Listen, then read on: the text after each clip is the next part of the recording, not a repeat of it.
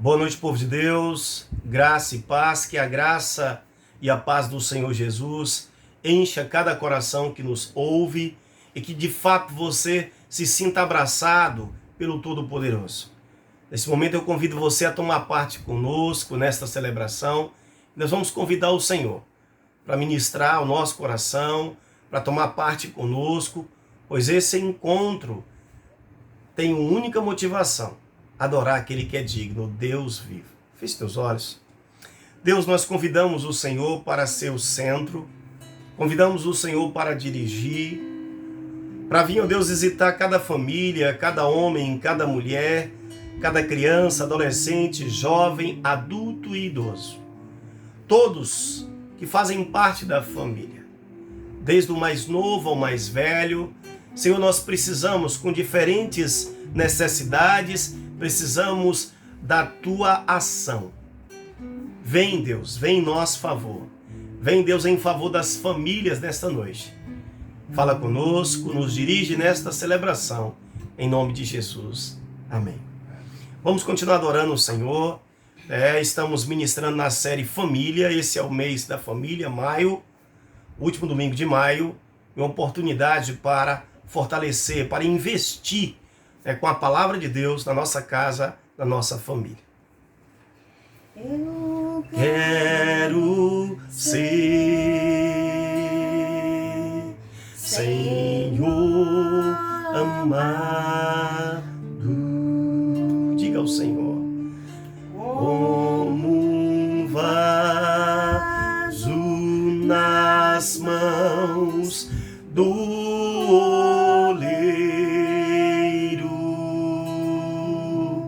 quebra minha vida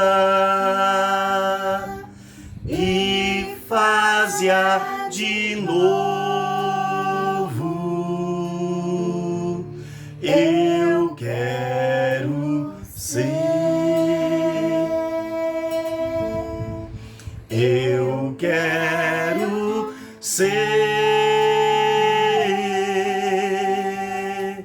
um vaso novo. Como tu queres, Como tu queres, Senhor amado. Tu és o oleiro e eu o vaso. Quebra minha vida e faz-a de novo. Eu quero ser.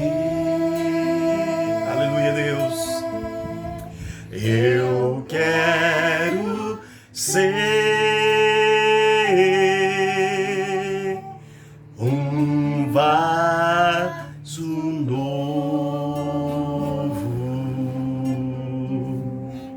Glória a Deus. Glória a Deus. Certo de que Deus está aqui, eu convido você também a tomar parte conosco. Nesse momento vamos consagrar dízimos e ofertas.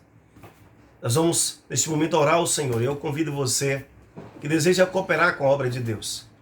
Nós estamos vivendo em um tempo, eu gosto sempre de lembrar isto, para que aqueles que nos ouvem, aqueles que tomam parte agora e que não estão acostumados com a rotina da igreja cristã, evangélica, enfim, possam se familiarizar e entender.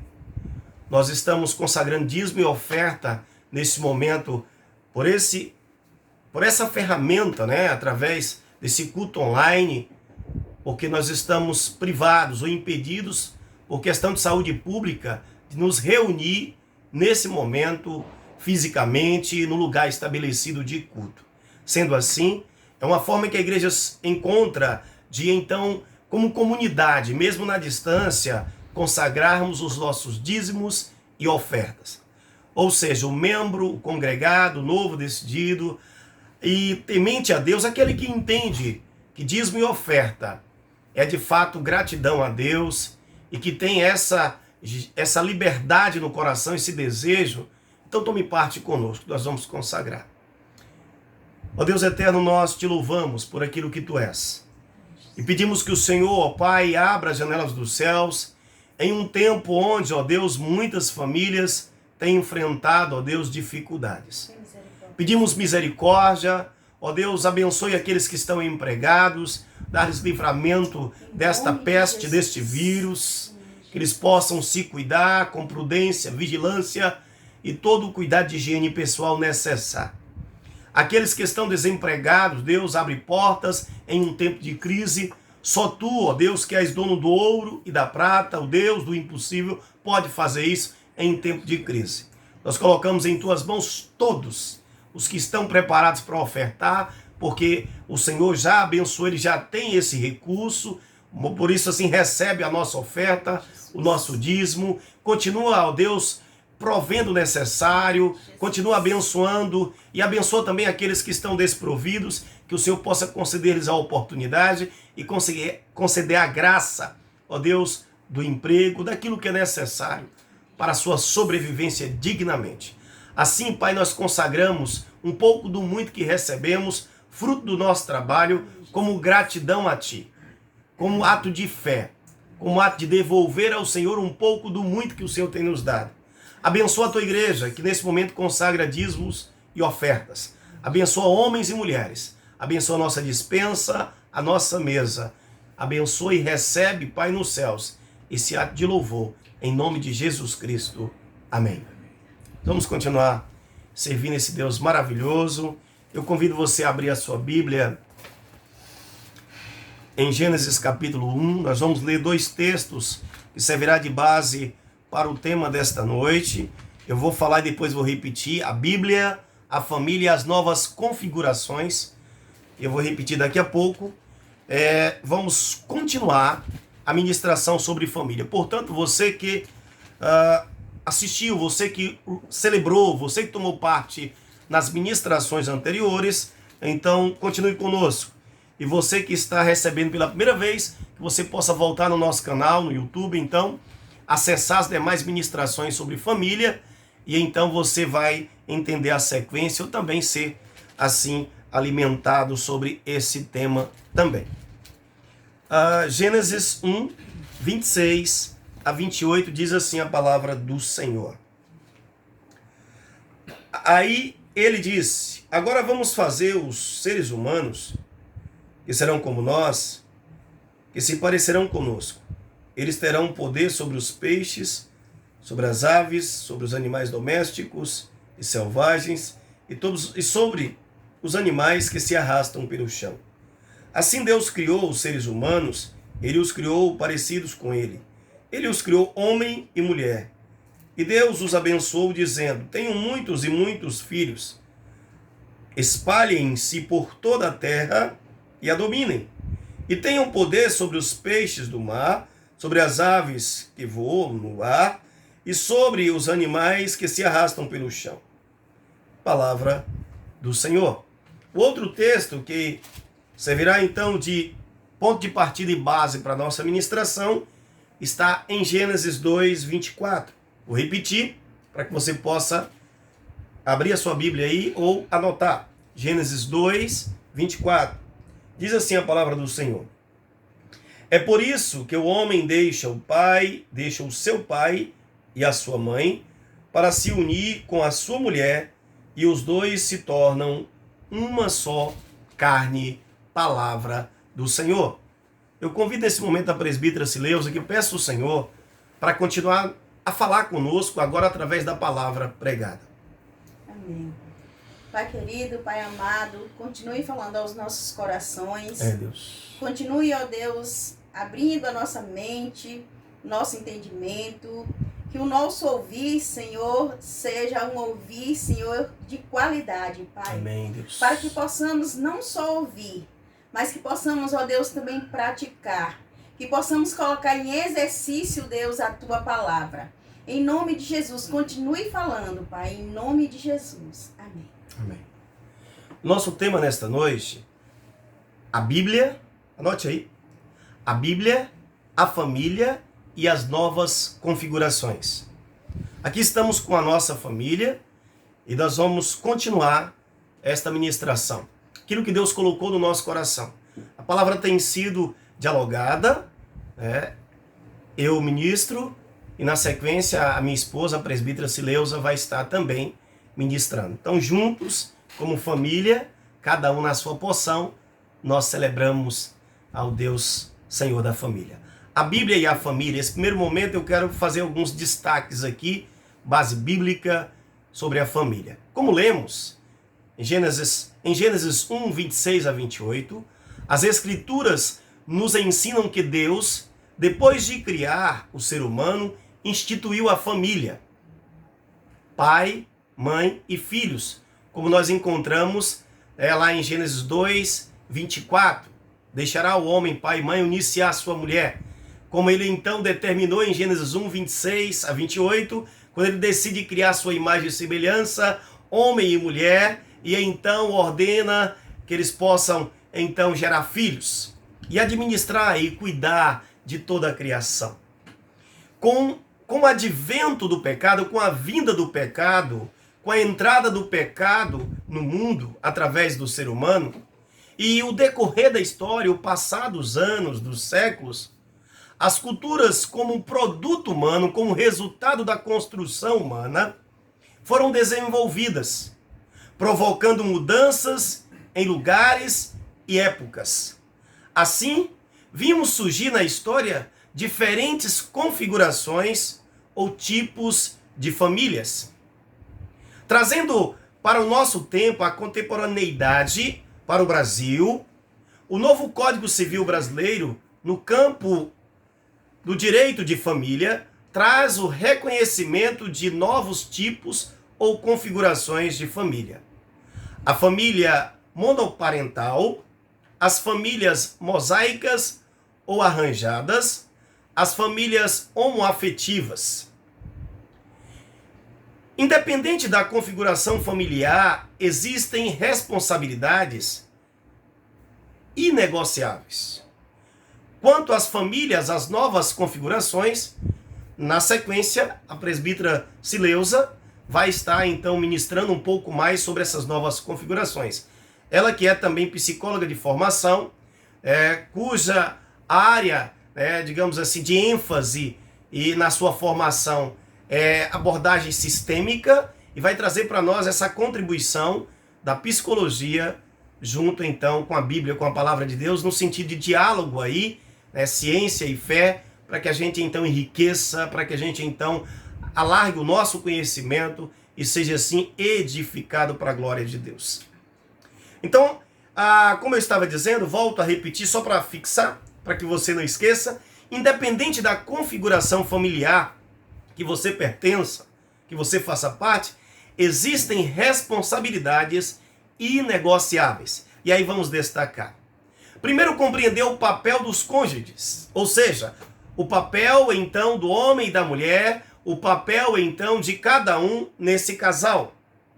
E é muito importante que, partindo do modelo como cristãos, nuclear, que é a nossa referência bíblica, nós temos então, nesse tempo, a necessidade de um diálogo maior entre homens e mulheres, eu digo entre o marido e a sua mulher, a sua esposa. Por quê, pastor? Porque hoje a mulher precisa trabalhar muitas vezes também, ou já trabalha. Ela também precisa estudar. Então aquele modelo antigo, onde o marido era o provedor, onde ele saía para estudar, para trabalhar, e a mulher ficava em casa, e muitas vezes nem estudava, ou interrompia os estudos e cuidava apenas da casa e dos filhos, ficou para trás. E todo casal que não se atenta para essas mudanças e que não dialoga a respeito disso, de alguma forma, mais cedo ou mais tarde, vai enfrentar dificuldades. Alguns chegam ao extremo de separar por não conseguir, então, um entendimento. Ou melhor, um querer impor ao outro apenas a sua formação, a sua maneira de pensar e deixa de lado o diálogo e fica inviável a construção de uma vida a dois nos tempos modernos. Sendo assim, nós somos convidados como povo de Deus a reafirmar a base bíblica, aquilo que é padrão de Deus desde a criação, mas ao mesmo tempo aprender e perceber as mudanças culturais para que a gente consiga com sabedoria contextualizar a palavra de Deus, a mensagem, ao mesmo tempo fortalecer o nosso casamento e os nossos filhos. Então vem a questão do papel. Muitas vezes o homem enfrenta crise de identidade com relação à questão da provisão. Porque no modelo da família tradicional, convencional, anterior, o homem era somente ele, o provedor, e ele tinha que ser provedor, trazer segurança, proteção, né? Então tudo isso, o amor é mútuo, tanto o homem quanto a mulher. Entra também, mas aí é mútuo. Mas hoje o que acontece? Muitas vezes a mulher também trabalha e não só isso. Às vezes seja porque o marido ficou desempregado, seja porque então ela ganha mais, enfim. E quem consegue dialogar isso percebe que deve complementar. Ou seja, marido e mulher não é para disputar, mas as conquistas que a mulher tem por direito devem ser valorizadas e o marido não precisa se sentir inferior, nem a mulher humilhar o marido, nem o marido humilhar a mulher. Mas devem dialogar nas finanças, devem dialogar espiritualmente, devem dialogar então assim nos seus sonhos e projetos. Sendo assim, a crise de identidade ela acontece quando o homem não aceita que a mulher ganhe mais do que ele. Quando o homem não aceita, de repente, dividir a provisão de casa com a mulher. Quando o homem não aceita, muitas vezes, dialogar e perceber que as coisas mudaram e que ele precisa, então, na verdade, se adaptar à nova realidade, né? E ao invés de disputar com a mulher ou se revoltar, ele deve dar as mãos à sua mulher, caminhar e construir. E a mulher que estiver num patamar financeiro superior, uma vez que construiu família, que possa então dar as mãos ao seu esposo. Essa construção deve ser dialógica, né? Sempre dialogando para que haja de fato uma só carne. Tá, eu falei um pouquinho sobre os papéis aí e falei um pouquinho também sobre essa mudança cultural na nossa realidade. Mas também tem a questão da educação dos filhos, é muito importante. Nós falamos, eu não vou detalhar assim e ficar repetindo, mas eu quero apenas passar aqui e dizer que na construção, olhando o modelo bíblico, principalmente o Antigo Testamento, mas assim, a tradição judaica, a história, a cultura de Israel, ela vem de uma cultura patriarcal, onde a mulher era responsável então pela educação, e sendo assim, a mulher ela deveria apenas procriar.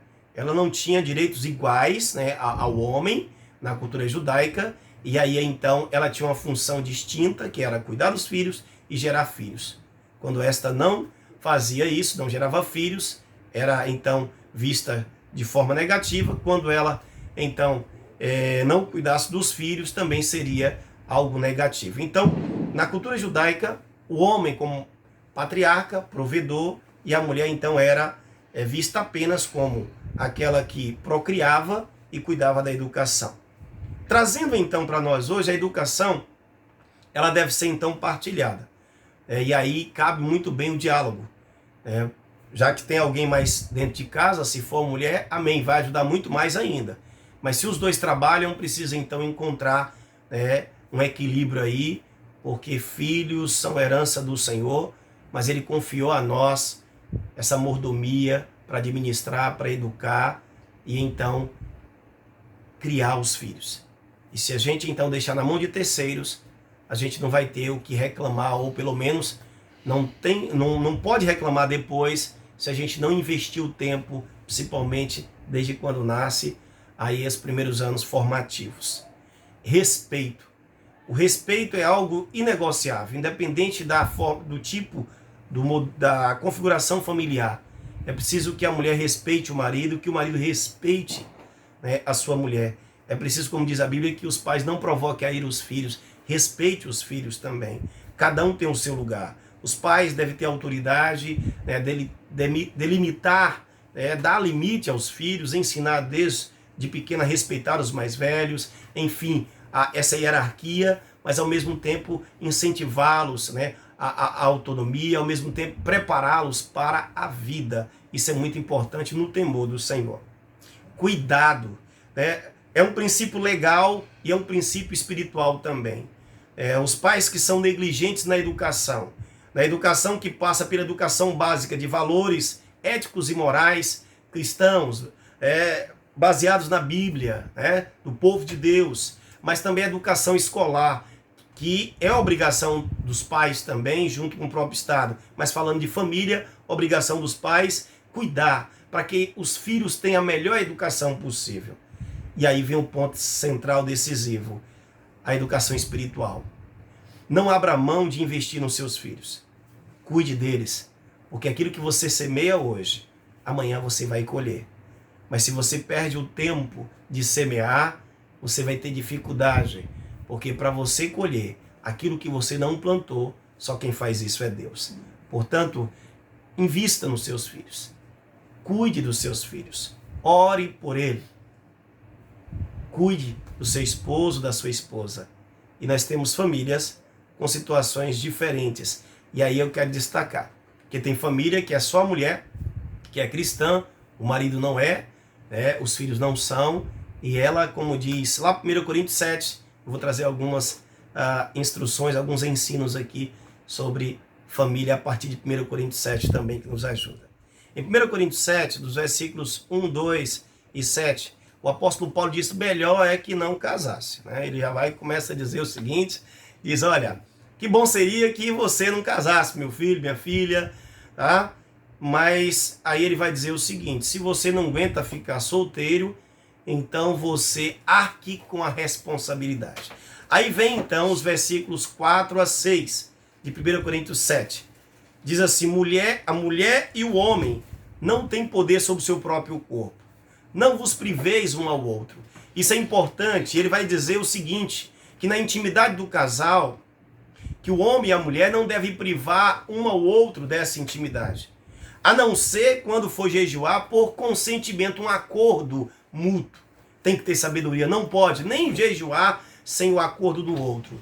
O que o apóstolo Paulo trata aqui é para evitar as traições, para evitar outras situações. Ou seja, ele está dizendo o seguinte: invista, cuide do seu casamento, cuide da sua intimidade, cuide do seu marido, da sua mulher. É extraordinário. Eu estava lendo esse texto, não cabe todos os detalhes aqui agora, mas me chamou a atenção e até comentei algumas coisas outras com a minha esposa, alguns pontos, mas assim me chamou a atenção uma série de coisas que tem a ver com a preocupação do apóstolo Paulo em discipular a igreja em Corinto, em pastorear, com relação a esse ponto também, o casamento, a convivência marido e mulher, essa questão da vida conjugal. E da própria necessidade humana ou não, porque quando ele coloca, seria bom que vocês ficassem igual a mim, solteiro, ele está falando que de repente aí é uma opção. Mas se você não aguenta, o versículo 7 vai trazer para a gente: é melhor casar do que abrasar. E aí nós temos o seguinte, o versículo 8 e 9, solteiros e viúvas, me chamou a atenção.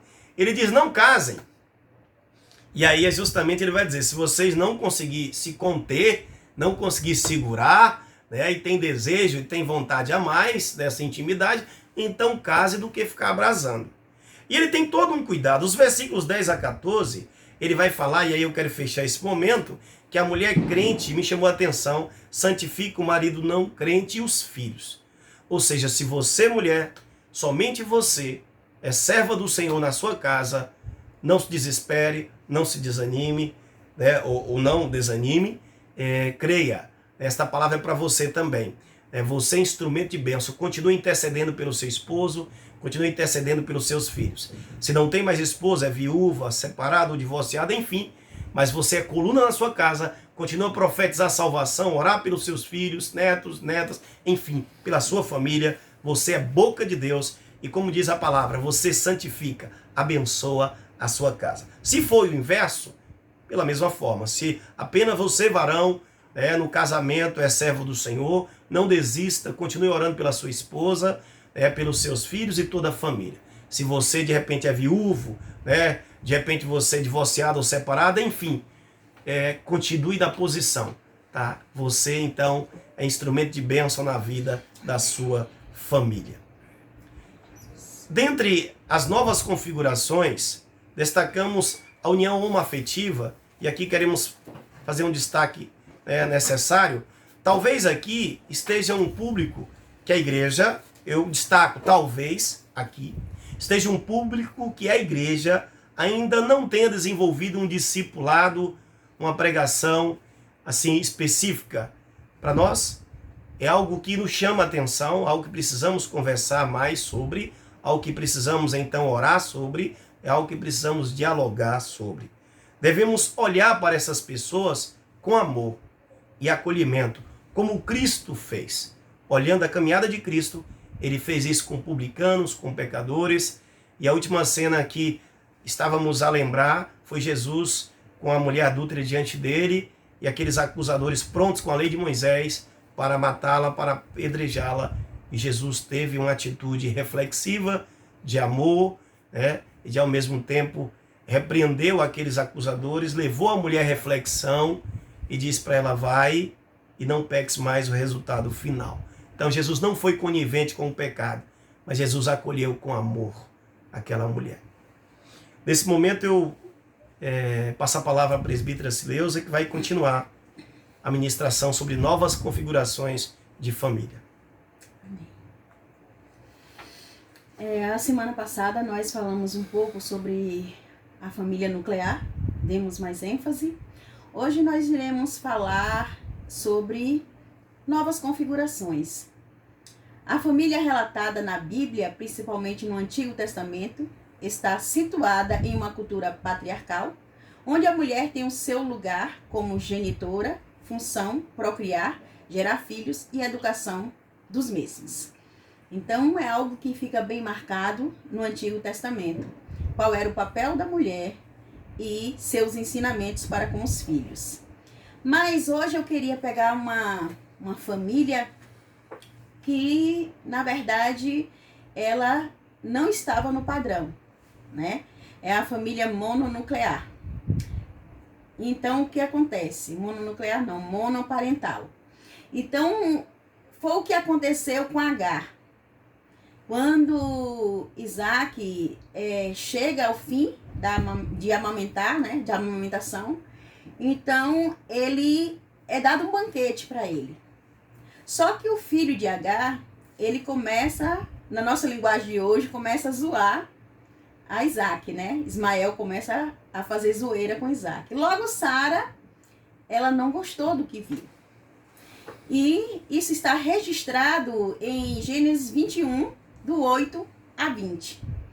Então Sara pede para Abraão liberar Agar de sua casa. E quando ele ouve, com o coração entristecido, ele vai e toma decisão.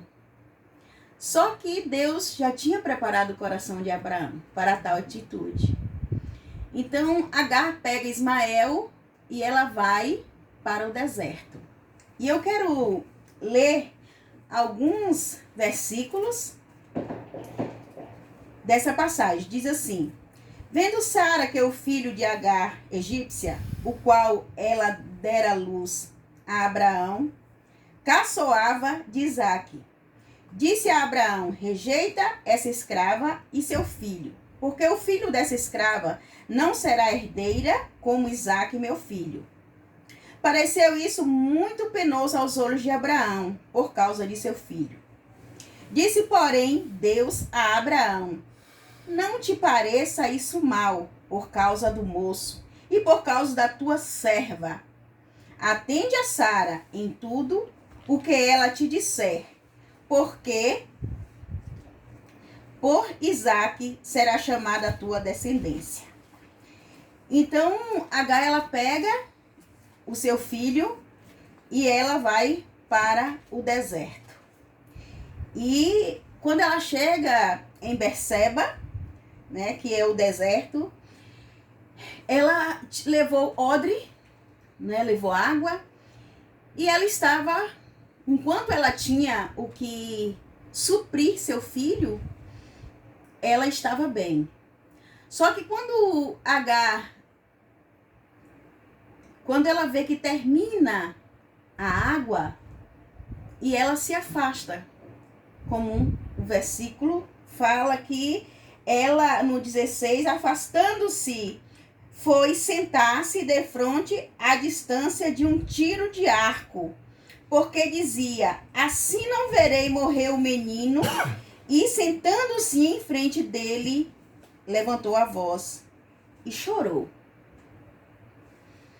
Então, nesse momento, é uma família monoparental, que é apenas Agar e Ismael, seu filho. E então, o que pensar? E como hoje tem muitas mães, ou pais, ou tios, ou avós, então são N's as configurações de uma pessoa com filhos, né? Responsável pelo filho. Só que o mais interessante, que quando Agar, ela fala que ela prefere sentar de longe, porque se o filho morresse, ela não veria. Então, aqui a palavra fala no versículo 15, tendo-se acabado a água do odre, colocou ela o menino debaixo de um dos arbustos e, afastando-se, foi sentar-se defronte à distância de um tiro de arco.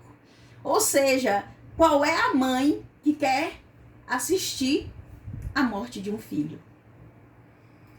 E eu começo a pensar como Deus entra na história de Agar.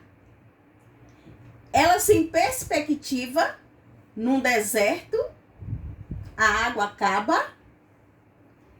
E agora? Como vai ser? E é onde entra a soberania de Deus, é onde entra a grandeza de Deus, é onde entra a palavra que diz que Deus não esquece os seus. E Deus não esquece de ti. Assim como Deus não esqueceu de Agar. Embora ela não tinha perspectiva nenhuma. Porque a espera dela era que o filho morresse.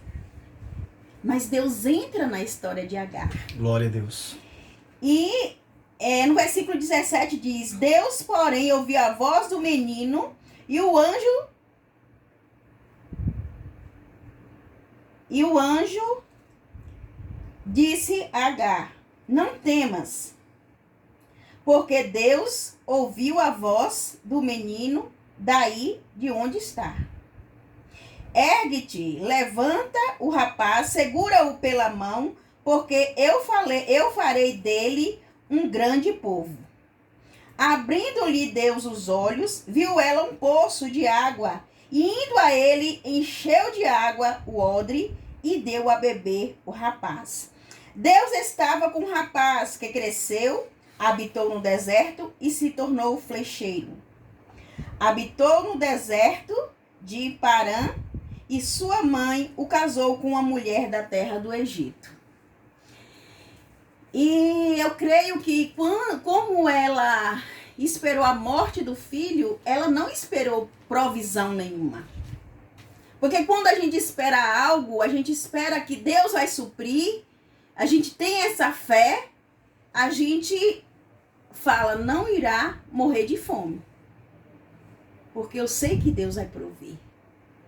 Mas aqui ela já tinha dado a sentença de morte, porque no deserto ela não conseguia ver perspectiva nenhuma. Mas Deus, ele entra na história. Amém, Deus. E ele fala que irá suprir. E não só falou, como supriu. E ela abre os olhos. E ela contempla água na frente dela. Então, obrigado. Deus é o Deus da história. Verdade. E a gente observa que Deus faz correr água no deserto. Às vezes o sofrimento, às vezes algo que a gente não tem como olhar e ver solução, basta a gente dizer, Deus proverá. E às vezes podemos falar assim também, não sabemos como, mas Deus proverá. Amém, Deus. Mas Deus tem um controle. Deus está no controle de todas as coisas. E ainda falando sobre configurações ou tipo de famílias, nós temos as famílias mosaicas. O que são as famílias mosaicas?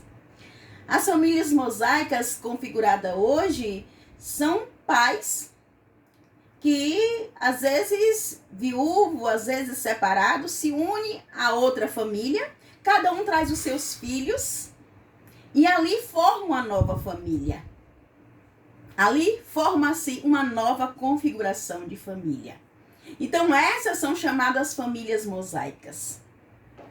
Então, nós percebemos que, historicamente, essa configuração, os tipos de família vão mudando e a igreja, como a igreja observa, como a igreja acompanha, como a igreja lida com essas novas configurações. E sem esquecer também da família homoafetiva, que é a união de pessoas do mesmo gênero. Então, como foi falado no começo, muitas igrejas, a nossa igreja, a gente tem começado a abrir o diálogo, porque essa família, ela não faz parte de um modelo que nós vivemos, contudo, elas também são alvo da graça, do discipulado e da palavra de Cristo. Então, é preciso olhar para essas famílias. É preciso levar Deus para essas famílias. E é muito interessante quando a gente pensa nesse tipo de família, nessa configuração de família, e precisamos pensar. Elas precisam do amor de Deus. Elas precisam entender que Cristo as ama. E quando Jesus morreu, ele morreu por todos. E quem vai levar a palavra a essas famílias? Nós, como Igreja de Cristo. E a IPIB, né, nossa igreja, ela